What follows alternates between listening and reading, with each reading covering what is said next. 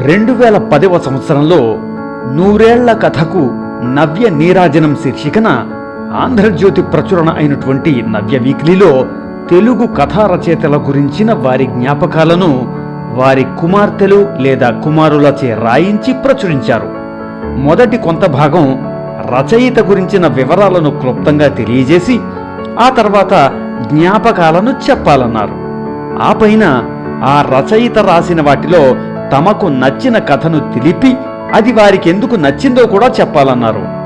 రచయితకి నచ్చినవి ఏమిటో అంటే నవల కావచ్చు, నాటకం కావచ్చు, ఇష్టమైన వ్యక్తులు కావచ్చు, ఇలాంటి వివరాలు కూడా తెలియజేయాలని చెప్పి అలా సేకరించిన వివరాలను నవ్య వీక్లీలో ప్రచురించారు. నవంబర్ 10వ తేదీ 2010 నాటి దీపావళి సంచికలో ప్రత్యేకంగా నవ్య నీరాజనం అనేటువంటి శీర్షిక కింద సుప్రసిద్ధ రచయిత చాసో అంటే చాగంటి సోమయాజులు గారి గురించి వారి కుమార్తె కృష్ణకుమారి గారి జ్ఞాపకాలు అచ్చయ్యాయి.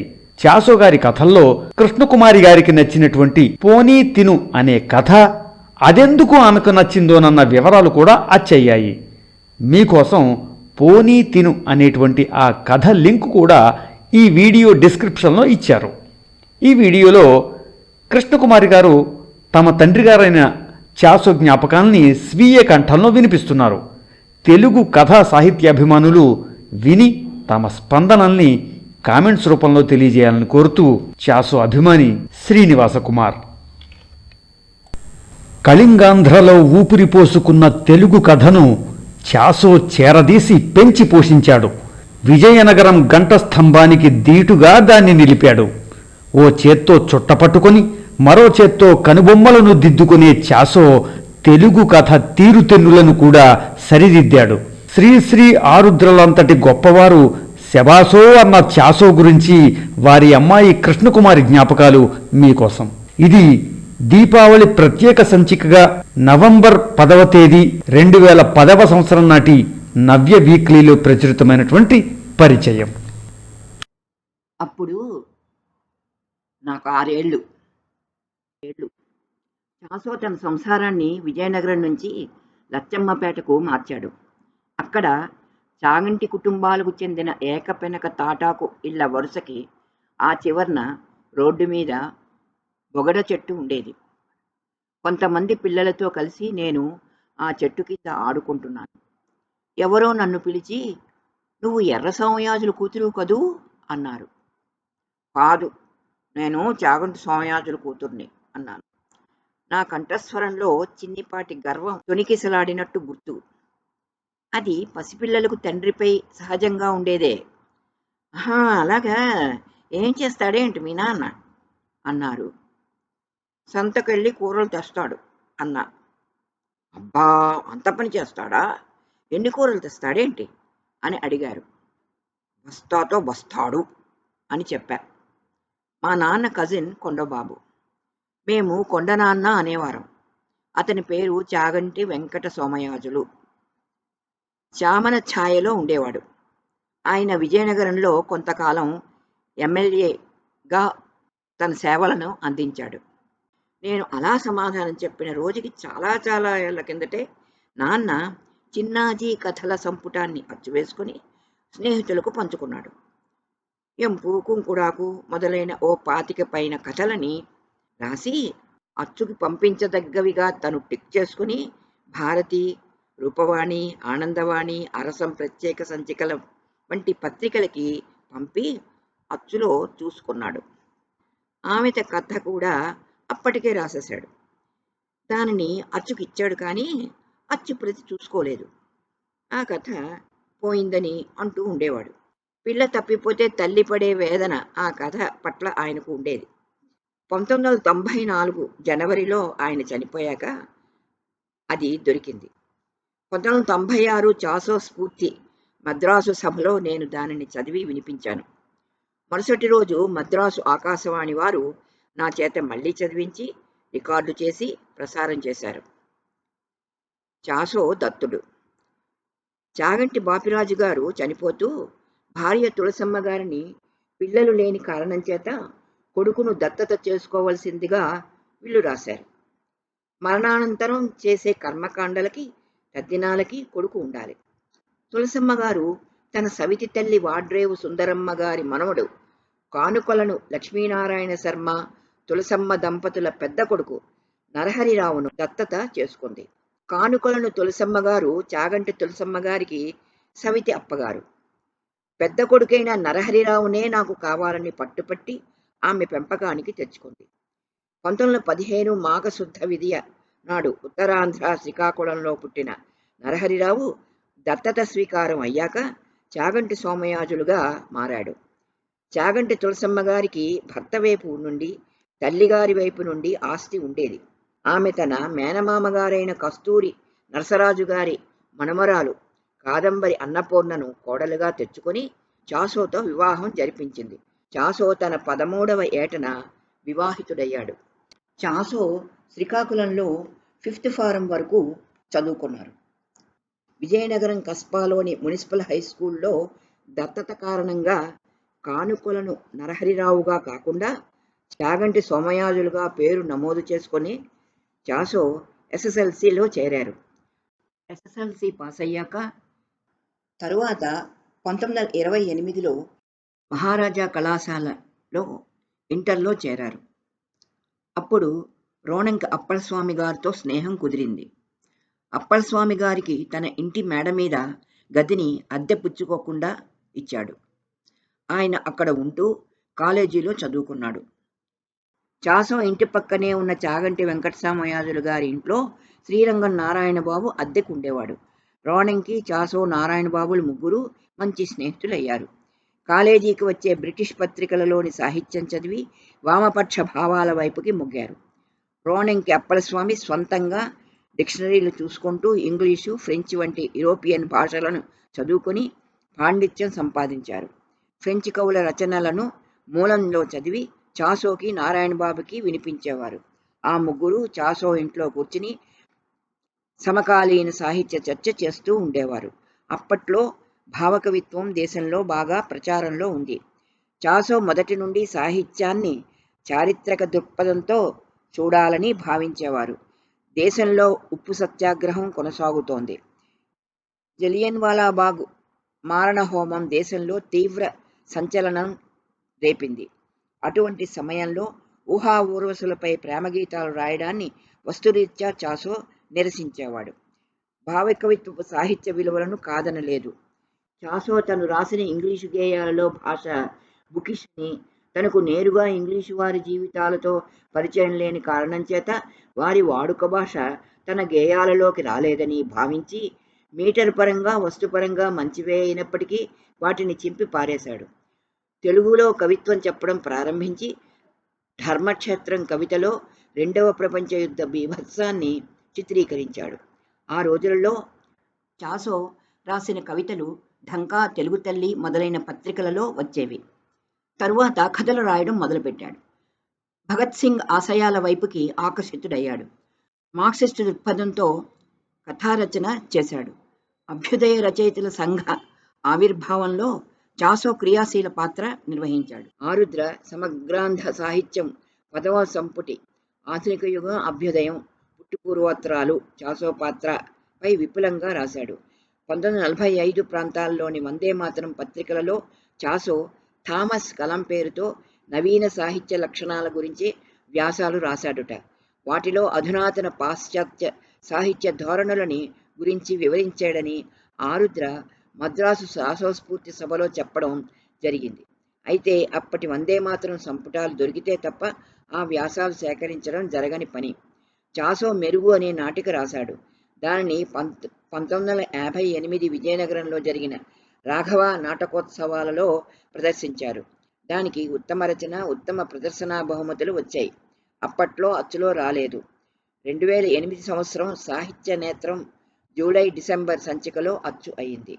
నాన్న గది కోల అద్దం, అద్దంలో పిచ్చిక ముందు పిచ్చిక. నాన్న గదిలో టేబుల్ పైన ఒక కోల అద్దం ఉండేది. గది గుమ్మంలోంచి కిటికీలోంచి పిచ్చుకలు దూరి డాబా గది నాదులలో గూళ్ళు కొడుతూ గదిలో గడ్డి గాదరా రాలుస్తూ ఉండేవి. రెట్ట వేసేవి. అద్దం ముందు చేరి అద్దంలోని పిచ్చుక ముక్కును పొడుస్తూ ఉండేవి. వాటితో నేను ఆడుకుంటూ ఉండేదాన్ని. ఒకరోజు పిచ్చుక బయటకు వెళ్ళిపోకూడదని గది తలుపు వేశాను. అంతటితో ఆగకుండా అందకపోయినా ఎగిరి మరీ గడియ వేశాను. పిచ్చుకతో ఆడుకున్నంతసేపు ఆడుకున్నాక తలుపు తీయబోయాను. రాలేదు. గడియ అందటం లేదు. ఎగిరి తీయబోయాను. రాలేదు. గడియ అందటం లేదు. ఎగిరి తీయబోయా. అది దిగుసుకుపోయింది. రావటం లేదు. చాలాసేపు అయిపోయింది. భయంతో తలుపులు బాదాను. సంగతి తెలుసుకుని అంతా గది గుమ్మం దగ్గరకు చేరారు. బామ్మ, చిట్టి బామ్మగారు, రాజు నాన్న. తలుపు బద్దలు కొట్టు స్వామియాజులు, పిల్ల బెంబేలు పడిపోతోంది అంటూ తొందర చేశారు. మరేం పర్వాలేదు, అదే తీసుకోగలదు అంటూ కిటికీలోంచి నన్ను చూస్తూ ఏడుపు మాని నిదానంగా తీయడానికి ప్రయత్నించు, వస్తుంది అని చెప్పాడు. నన్ను నేను కుదుటపరుచుకుని ఎగురుతూ ఎగురుతూ కొద్ది కొద్దిగా అందుకుంటూ గడియ తీయగలిగాను. 4-5 ఏళ్ల వయసులో నాన్న నాకు చెప్పిన పాఠం అది. స్వయం కృషికి, స్వంతంగా చదువుకొని జ్ఞానాన్ని పెంచుకోవడానికి ఆయన పెద్దపీట వేసేవాడు. డిగ్రీల కోసం చదివే చదువులు కాదనేవాడు.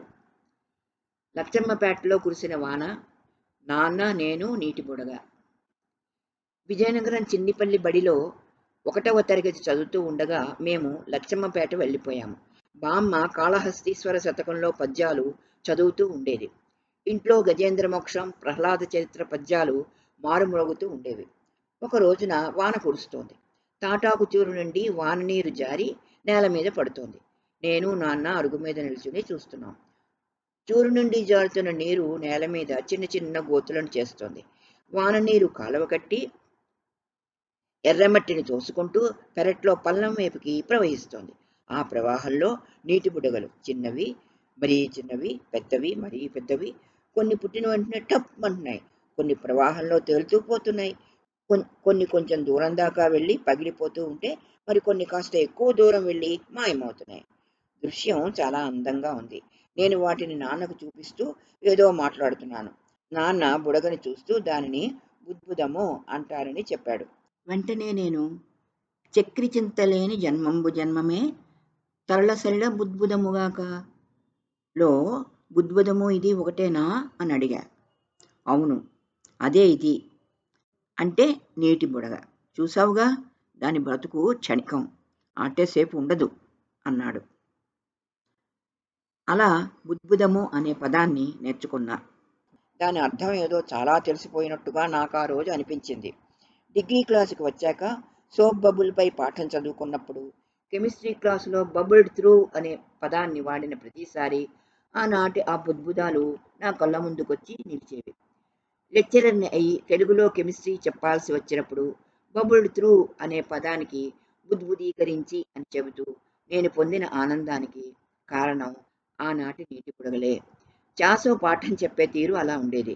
తెలుగును మర్చిపోయినప్పుడే చాసోని మర్చిపోవడం అని ఆరుద్ర అన్నమాట గుర్తు తెచ్చుకోవచ్చు. నాన్న, నేను, నీలి చామంతి. లచ్చమ్మపేటలో మా పెరట్లో పూల మొక్కలను పెంచేవారు. ఓ నీలి చామంతి మొక్క కొమ్మకి దగ్గరగా గుత్తులుగా మొగ్గలు వచ్చాయి. నల్లని చీడ ఆ కాడకి మొగ్గల మొదల్లోనూ చేరింది. నాన్న ఆ కొమ్మకి ఒకే ఒక మొగ్గను ఉంచి మిగిలినవన్నీ తీసేశాడు. కాడను పట్టిన చీడను ఆకును మడిచి సున్నితంగా దానితో నొక్కుతూ చంపేశాడు. అటువంటి పనులు చేస్తున్నప్పుడు నేను ఆయన వెంట ఉండేదాన్ని. అంత దగ్గరగా మొగ్గలుంటే వాటి వేటికి పూర్తిగా విచ్చుకోవడానికి జాగా ఉండదు. బలంగా పువ్వులుండవు. కుంటి పువ్వులు, గుడ్డి పువ్వులు వస్తాయి అని చెప్పాడు. కొమ్మకి వదిలిన నీలి చామంతి మొగ్గ మనం ఆడుకునే రింగ్ అంత పెద్ద ఇదిగా విచ్చుకుంది. కథారచనలో కూడా చాసో ఈ విధానాన్ని పాటించాడా అని నాకు అనిపిస్తుంది. ఆనాటి ఆ నీలి చామంతి, కాడికి చచ్చుపడిపోయిన నల్లని చీడ నా జ్ఞాపకంలో మిగిలిపోయాయి.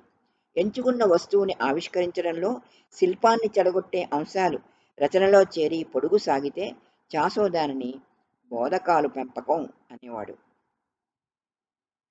పచ్చిమిరపకాయి బావిలో చంద్రుడు. లచ్చమ్మపేట వెళ్ళిన కొన్నాళ్ళకి నాన్న నన్ను కల్లేపల్లి హైస్కూల్లో నేరుగా 6వ తరగతిలో చేర్చాడు. లచ్చమ్మపేటలోని చాగంటి కుటుంబాల నుండి ఏ ఆడపిల్లని స్కూలుకి పంపటం లేదు. కొంతమంది మగపిల్లలు మాత్రం వెళ్తూ ఉండేవారు. ఎవరితోనో ఒకరితో స్కూలుకి వెళ్తూ ఉండేదాన్ని. స్కూలు నుండి వస్తూ వేరుశెనగ పొలాల్లోకి వెళ్ళి ఆ మొక్కలను పీకి వాటి వేర్లకి ఉన్న లేత శనగకాయలను తినేవారం. వాకపొదలలో వాక్కాయలను ఏరుకునేవారు. ఒకరోజు చిన్నాడు మిరప పొలంలోకి వెళ్ళి పచ్చిమిరపకాయలను తిన్నాడు. నాకోటిచ్చి, అస్సలు కారం లేదు, తిని చూడు అన్నాడు. కాస్త కొరికానో లేదో నోరు మండిపోతోందని ఏడుపు. వాడికి ఏం చేయాలో తోచలేదు. దగ్గరలో నేలబావి ఉంది.